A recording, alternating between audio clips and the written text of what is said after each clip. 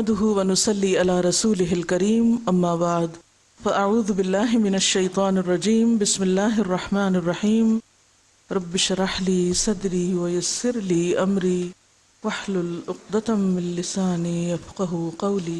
ہم نے اپنے چہرے مشرق کی طرف کر لیے یا مغرب کی طرف، بلکہ نیکی یہ ہے کہ آدمی اللہ کو اور یوم آخر کو اور ملائکہ کو اور اللہ کی نازل کی ہوئی کتاب اور اس کے پیغمبروں کو دل سے مانے، اور اللہ کی محبت میں اپنا دل پسند مال رشتہ داروں اور یتیموں پر، مسکینوں اور مسافروں پر، مدد کے لیے ہاتھ پھیلانے والوں پر اور غلاموں کی رہائی پر خرچ کرے، نماز قائم کرے اور زکوٰۃ دے، اور نیک وہ لوگ ہیں کہ جب عہد کریں تو اسے وفا کریں، اور تنگی اور مصیبت کے وقت میں اور حق و باطل کی جنگ میں صبر کریں.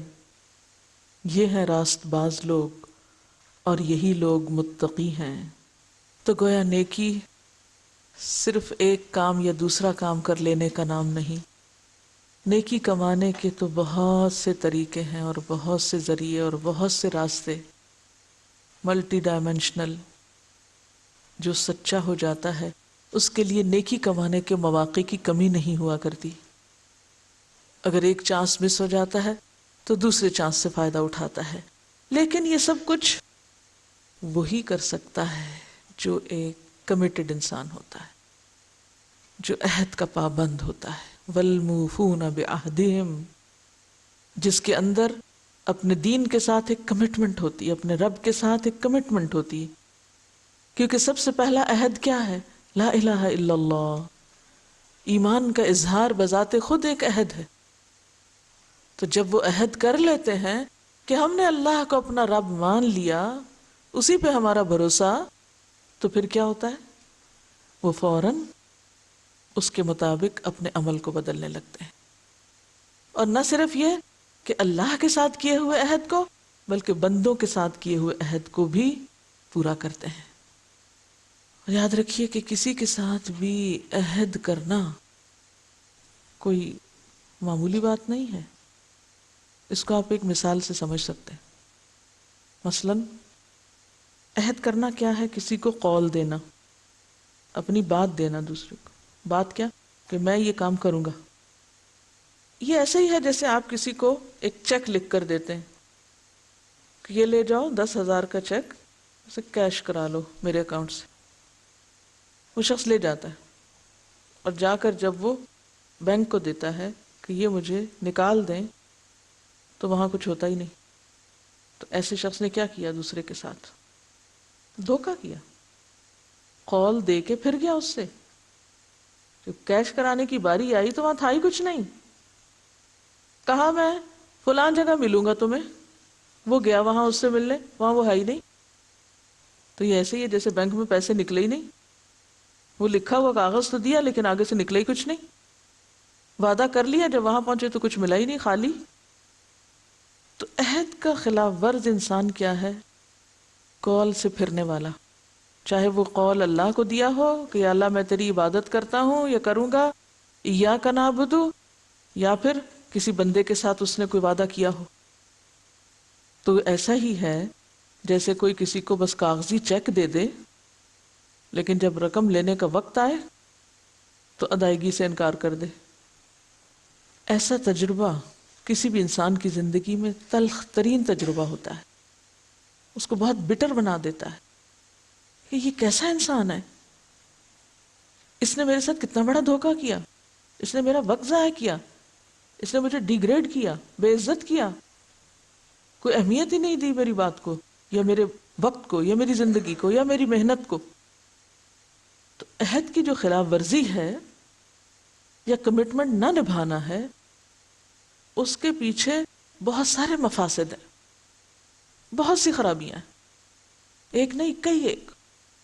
اور اس میں بعض کمٹمنٹس کو توڑنا تو صرف کسی ایک انسان کو نقصان دینا نہیں، بہت ساروں کو نقصان دینا ہے.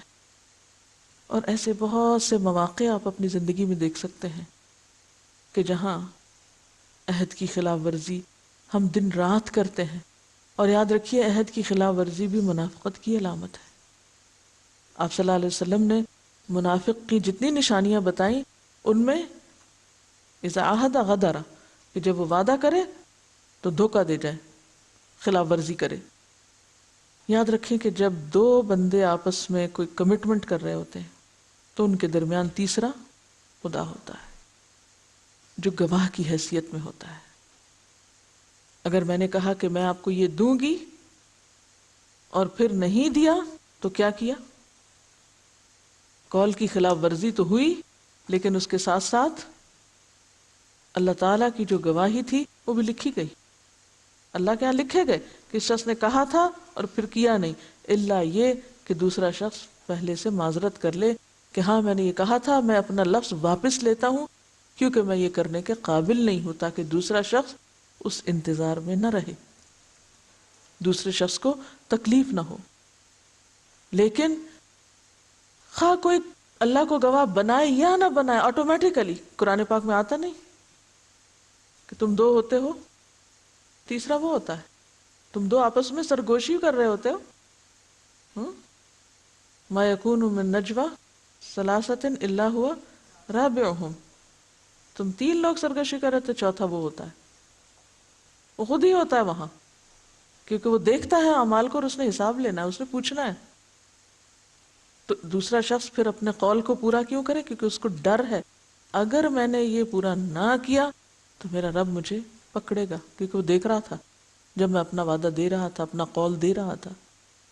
کیونکہ وعدے کی خلاف ورزی اور پھر جس معاشرے کے اندر یہ خلاف ورزی ہو اس معاشرے کی بنیادیں ہل جاتی ہیں، وہاں کوئی تعمیر اور ترقی کا کام نہیں ہو سکتا. پھر میں آپ کو کائنات یا فطرت سے مثال دوں گی. مثلا اگر آپ کے صحن میں لگا ہوا پودا خود ہی چل کے کہیں چلا جائے، اپنی جگہ نہ رہے، تو کیا کریں گے آپ؟ اگر آگ جلنے سے انکار کر دے، آگ کی کیا کمٹمنٹ ہے کہ وہ جلے گی، کیا کریں گے آپ؟ آپ دیکھیں کہ کائنات کی ہر چیز اپنا وعدہ پورا کرے. سورج کیا کرتا ہے؟ وعدہ پورا کرتا ہے یا نہیں؟ اور اگر آپ سویرے اٹھے پتہ چلے جی آج تو سورج سے آپ تشریف ہی نہیں لائے، چھٹی کر لی انہوں نے، کون سا کام سیدھا ہوگا؟ سورج نے ایک دن خلاف ورزی نہیں کی اپنے عہد کی، منٹس تو کیا لمحوں کی بھی. اسی طرح سارے ستارے، سیارے، چاند، ہر چیز، بارش، بادل. اسی وجہ سے انسان پریڈکشنز کر سکتا ہے، پیشگوئی کر سکتا ہے. یہ موسم کی پیشگوئی کس وجہ سے ممکن ہوتی؟ یہ اس لیے نہیں ہوتی کہ وہ غیب کا علم جانتے ہیں. وہ سیٹلائٹس کے ذریعے دیکھ لیتے ہیں کہ فلاں جگہ سے ہوا چلی ہے، اس کا رخ یہ ہوگا، اتنے گھنٹے کی رفتار سے چل رہی، اتنے گھنٹے میں یہاں پہنچ جائے گی اور اتنے گھنٹے میں یہاں برس سکتی. تو اس وجہ سے پریڈکشن کرتے ہیں. انسان اس دنیا میں بہت سے کام کرنے کے قابل ہی جب ہوا ہے جب فطرت کی ہر چیز نے اپنا وعدہ نبھایا ہے. اور اگر یہ وعدہ نہ نبھاتے تو انسان کچھ نہ کر سکتا. مثلا اگر آپ ایک عمارت بنا رہے ہیں، آپ اینٹیں لا کے رکھیں، سویرے آپ جائیں تو پتہ چلے جی اینٹیں چل کے کہیں اور چلی گئی، وہ ٹکی نہیں وہاں. آپ بنیاد بنائیں، سویرے وہ بنیاد وہاں سے ہلی پڑی ہو. آپ پانی ڈالیں، پانی اڑ جائے بغیر بتائے، کیا ہوگا؟ کیا کام ہو سکے گا؟ آپ آگ لگائیں، وہ ٹھنڈی ہوا دینے لگے، کیسے پکائیں گے اپنا کھانا؟ پوری کائنات کے اندر ایک کمٹمنٹ ہے، ایک عہد کی پابندی ہے. تو جس سماج کے اندر، جس معاشرے کے اندر، جس سوسائٹی کے اندر، جن لوگوں کے اندر، جس ادارے کے اندر، جس تنظیم کے اندر لوگ اپنی کمٹمنٹ نبھائیں، پھر آپ دیکھ سکتے ہیں کہ وہ کہاں پہنچے گا. اور جس ادارے میں لوگ آج کہیں ہم آ رہے ہیں کام کرنے، اگلے دن کہ ہم جا رہے ہیں، آپ اپنا کام جس میں مرضی کرا لیں. آج ہمیں دین کے کام کا بہت شوق ہو گیا، بڑے جذبے میں ہم نکل آئے، کل ٹھنڈا پڑ گیا، واپس پلٹ گئے. اسی لیے تو کوئی کام ہوتا نہیں. ترقی یافتہ قوموں میں صرف افراد خود نہیں، افراد کے بعد آنے والی جنریشنز بھی اس کمٹمنٹ کو نبھاتی ہیں جو پچھلی جنریشن ان کی کر چکی ہوتی ہے. اور وہ ایک تسلسل ہوتا ہے وعدوں کے نبھانے کا، جب جا کر وہ کام ہوتا ہے. ہم کہیں بندھنا ہی نہیں چاہتے. حالانکہ مسلم کون ہوتا ہے؟ عربی زبان میں ڈکشنری میں لفظی معنی مسلم کا یہ ہوتا ہے کہ وہ اونٹ جس کی نکیل میں مالک نے رسی ڈالی ہوئی ہو اور وہ اسے جدھر چاہے لے جائے. تو مسلم تو آلریڈی بندھا ہوا ہے. مسلم ہے ہی وہ جس کے ناک میں نکیل ہے. وہ اپنی مرضی سے نہیں جیتا، جو دل چاہے کرے اور جو دل نہ چاہے اسے چھوڑ دے. جو کہتا ہے پھر وہ کر کے دکھاتا ہے. اسی لیے منافقت کھوکھلے پن کو جنم دیتی. اور وعدے کا سچا ہونا، یعنی صحابہ کرام کی اگر آپ صفت اور خوبی قرآن پاک میں دیکھیں تو وہ کیا ہے؟ رجال صدقوا ما عہد اللہ علیہ. وہ ایسے لوگ ہیں جنہوں نے اللہ سے کیے ہوئے وعدے کو سچا کر دکھایا. انہوں نے کہا ہم ایمان لائے اور واقعی لائے، چاہے پھر انہیں اپنی جان سے ہی کھیلنا کیوں نہ پڑا. اور جہاں وعدے کی پابندی ہوتی ہے وہاں پر پھر لین دین کے جھگڑے نہیں ہوتے. ایک اعتماد کی فضا ہوتی ہے خاندان کے اندر یا معاشرے کے اندر، اور ہر آدمی سکون میں ہوتا ہے کیونکہ اسے پتا ہوتا ہے کام ہو جانا ہے. آپ دیکھیں کہ جب آپ کسی کو کوئی کام دیتے ہیں اور ساتھ ہی آپ کو پتا ہو پتہ نہیں کرے گا یا نہیں کرے گا، تو آپ کے دل کا عالم کیا ہوتا ہے؟ کیا ہوتا ہے؟ آپ چین سے سو نہیں سکتے. اس معاشرے کے اندر، اس گھر کے اندر، ان لوگوں کے اندر ایک سکون اور اطمینان اور اعتماد کی فضا ہوتی ہے جہاں لوگ عہد کے پابند ہوں، بھروسے کے لائق ہوں، اور پھر اس کے ذریعے اعلیٰ ترین اخلاق کے مالک ہوں. یعنی اخلاق کی جو خوبیاں ہیں، ہم عام طور پر چاپلوسی اور خوشامد کو اخلاق کا نام دیتے ہیں، جبکہ اخلاق کیا ہے؟ سب سے پہلے جھوٹ سے بچنا، دھوکہ نہ دینا، عہد کی پابندی کرنا. اور اسی کا نام دین ہے، کیونکہ لا دین لمن لا عہد لہ. جس کے اندر عہد کی پاسداری نہیں، اس کو کوئی دین ہی نہیں. وہ شخص دیندار کہلانے کے لائق ہی نہیں. لیکن بات یہی نا کہ ایمانی قوت نہیں ہوتی تو جرت نہیں ہوتی، جرت نہیں ہوتی تو جھوٹے وعدے کر لیتے ہیں لوگوں سے اور ان کو لارا لگائے رکھتے ہیں، پھر ان کو پریشان کرتے ہیں. جس کے اندر ایمان ہو، جرت ہو، وہ دوسرے سے کہہ سکتا ہے بھئی یہ میرے بس کی بات نہیں، یہ میں کر نہیں سکوں گا، میں وعدہ نہیں کر سکتا. وہی سمپل الفاظ دہرا سکتا ہے. اور اگر اس کا پکا ارادہ ہو اور پھر کسی آفت، کسی مصیبت، کسی تکلیف کی وجہ سے وہ نہ کر سکے تو اللہ تعالیٰ اس کے ازالے کا بھی سبب پیدا کر دیتا ہے، پھر اللہ اس کا مددگار ہو جاتا ہے. اب ان مفاہیم کو سامنے رکھ کے ایک دفعہ اور تلاوت سنیے. ليس البر أن تولوا وجوهكم قبل المشرق والمغرب ولكن البر من آمن بالله واليوم الآخر والملائكة والكتاب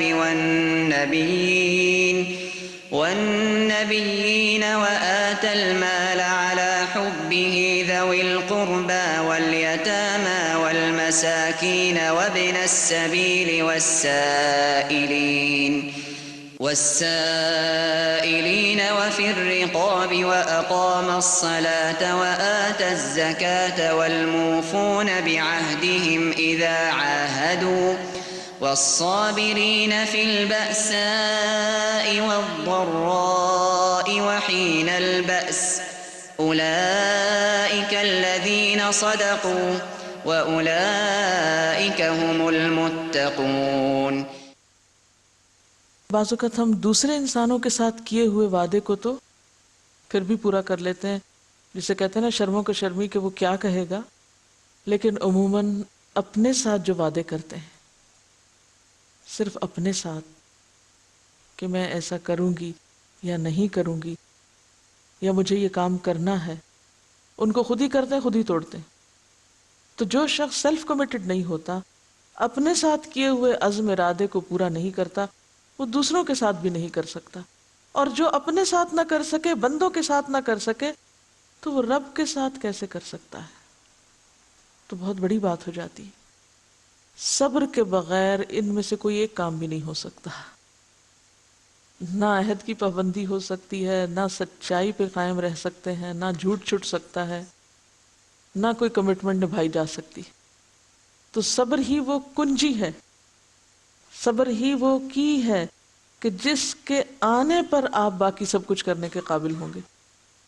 تو اللہ تعالیٰ ہمیں اس کی توفیق عطا فرمائے.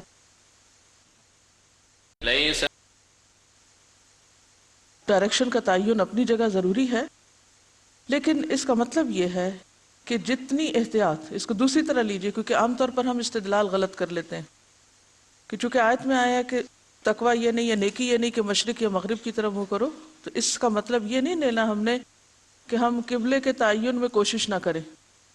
یہ اس کا مفہوم نہیں ہوگا کہ جدھر جی چاہے نماز پڑھ لیں، یہ اس کانٹیکس میں آیت نہیں اتری. اس کا مطلب یہ ہے کہ جتنی احتیاط اور جتنی کوشش ہم قبلے کا رخ معلوم کرنے میں صرف کرتے ہیں، اتنی ہی کوشش ہمیں نیکی کے اور کاموں کے لیے بھی کرنی چاہیے. آپ دیکھیے ایک نفسیاتی اثر کیا ہوتا ہے جب ہمیں یہ پتہ چل جائے کہ جس طرف ہم نے رک کر کے نماز پڑھی تھی وہ رخ صحیح نہیں تھا، تو ہماری کیفیت کیا ہوتی ہے؟ بے چینی ہوتی ہے کبھی بے چینی؟ کیا اگر آپ کو یہ پتا چلے جب کہ آپ نے صحیح رخ کی طرف منہ کر کے نماز نہیں پڑھی تو پڑھنے کے بعد آپ کی کیفیت کیا ہوگی؟ یہ بے چینی کس وجہ سے ہے کہ آپ کے اندر ایک احساس جاگتا ہے، ایک ذمہ داری کا احساس کہ مجھے اپنے فرائض کو صحیح طور پہ ادا کرنا ہے. یہ احساس ذمہ داری اگر قبلہ کے رخ کے تعین کے وقت ہے تو جب نیکی کے دوسرے مواقع ہمارے سامنے آتے ہیں تو ہم اس وقت بے حس کیوں ہو جاتے ہیں؟ ان مواقع کو کھو کر ہمارے اندر بے چینی کیوں نہیں اٹھتی؟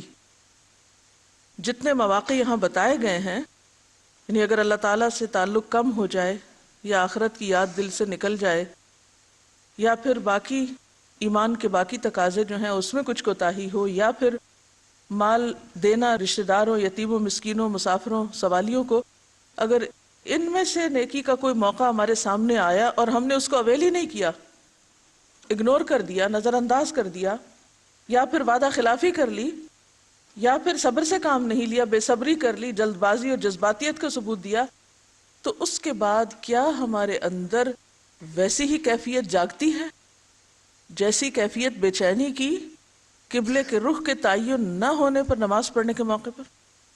عام طور پہ ایسا نہیں ہوتا نا. بہت سے نیکی کے مواقع ہمارے سامنے آتے ہیں، ہمیں پتہ ہی نہیں ہوتا، یا پتہ ہوتا بھی ہے تو ہم کچھ نہ کچھ تعویل کر کے اپنے آپ کو مطمئن کر لیتے ہیں، اور نیکی کا موقع یا چانس جانے پر تڑپ نہیں اٹھتے جتنی تڑپ ہمیں غلط رخ پہ نماز پڑھ کے ہوتی.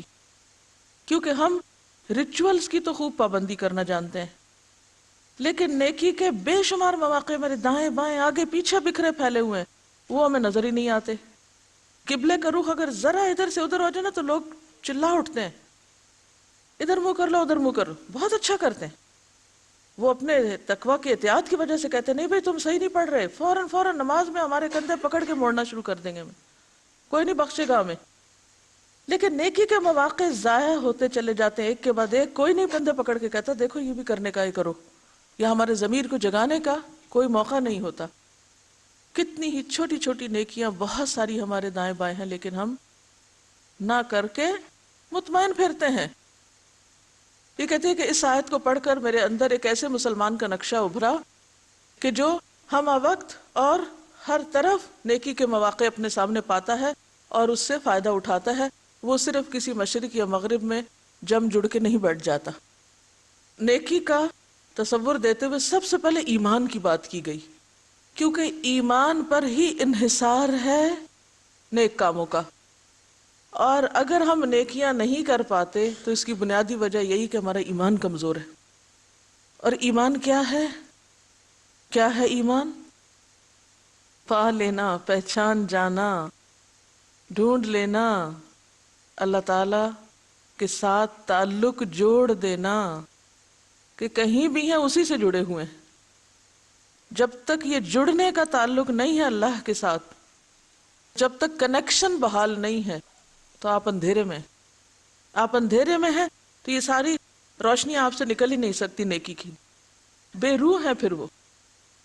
اگر ہمارا اللہ تعالیٰ کے ساتھ تعلق جڑا ہوا نہیں ہے اور اس کے بغیر ہم یہ ساری نیکیاں کرتے پھر رہے ہیں، اور آپ نے دیکھا ہوگا کفار منافقین سب یہ سارے کام کرتے ہیں کچھ نہ کچھ، ان سارے کاموں کے لیے سرگرم عمل ہوتے ہیں، تو پھر ہماری نہ تو نیت درست ہو سکتی اور نہ ہی ہمارے ان کاموں میں وہ روح ہو سکتی ہے، نہ استقامت آ سکتی اور نہ ہی اس کی وہ جزا ہو سکتی. یعنی آپ کے اخلاص میں بھی کمی ہو گئی اور آپ کی جزا میں بھی کمی ہو گئی. جس درجے کا تعلق ہوگا اس درجے کی پھر چھوٹی چھوٹی نیکی بھی آپ کو بہت زیادہ فائدہ پہنچا جائے گی. تلاوت سنیے. ليس البر أن تولوا وجوهكم قبل المشرق والمغرب ولكن البر من آمن بالله واليوم الآخر والملائكة والكتاب والنبيين وآتى المال على حبه ذوي القربى واليتامى والمساكين وابن السبيل والسائلين وفي الرقاب وأقام الصلاة وآتى الزكاة والموفون بعهدهم إذا عاهدوا والصابرين في البأساء والضراء وحين البأس أولئك الذين صدقوا وأولئك هم المتقون. ليس البر. سبحانك اللهم وبحمدك نشهد أن لا إله إلا أنت نستغفرك ونتوب إليك. السلام علیکم ورحمۃ اللہ وبرکاتہ.